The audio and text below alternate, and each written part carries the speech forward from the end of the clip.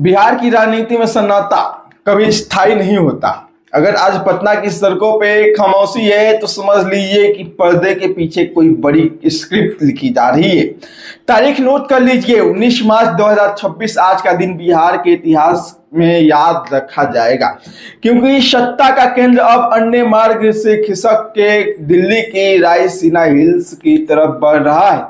बिहार के नीतीश कुमार, जो पिछले 2 दशकों से बिहार की धुरी रहे, अब वो राज्यसभा के जरिए देश के संसद में अपनी नई पारी का शुरुआत कर चुके हैं।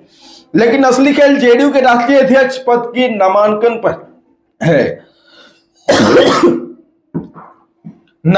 पर है। उसके खाली होने वाली कुर्सी का है, जिसे बिहार के मुख्यमंत्री कहा जाता है।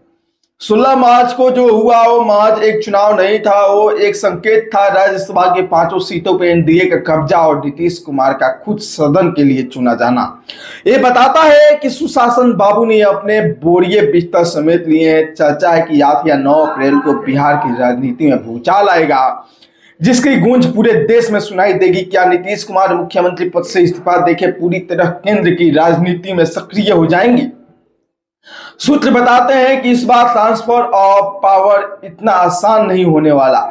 जेडीयू के भीतर फिर से कमान संभालने का मतलब है कि नीतीश अपनी पार्टी को बिखेरने से बचाने के लिए खुद ढाल बन के खड़े हो रहे हैं। अब बात उस नाम की है जिसने पटना से दिल्ली तक हलचल मचा दी है, निशांत कुमार। राजनीति में से दूर रहने वाले नीतीश के बेटे का नाम अचानक उप मुख्यमंत्री के रेस में आगे कैसे आ गया? क्या बिहार में अब विरासत की राजनीति का नया अध्याय शुरू होने वाला है?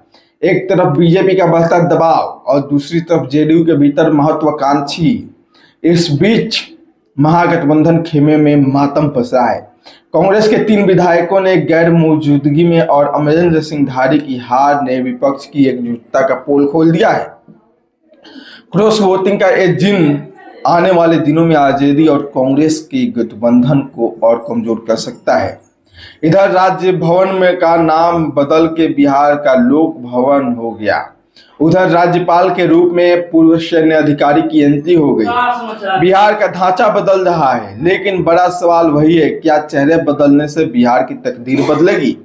बिहार में नीतीश कुमार की समृद्धि यात्रा और करोड़ों के शिलान्यास, उनकी विदाई भाषण की तैयारी 24 मार्च को जब जेडीयू अध्यक्ष के नाम का औपचारिक ऐलान होगा, तब तक बिहार की अगली सरकार की तस्वीर साफ हो चुकी होगी। बिहार की राजनीति में खेला अभी खत्म नहीं हुआ, बल्कि असली क्लाइमैक्स तो अब शुरू हुआ है। कुर्सी वही, बस उस पे बैठने वाला चेहरा बदलने जा रहा है और उल्टी गिनती भी शुरू हो गई है। आपको क्या लगता है, कौन होगा बिहार का अगला मुख्यमंत्री और अगला उप मुख्यमंत्री? कमेंट करके बताइए और वीडियो को ज्यादा से ज्यादा शेयर कीजिए।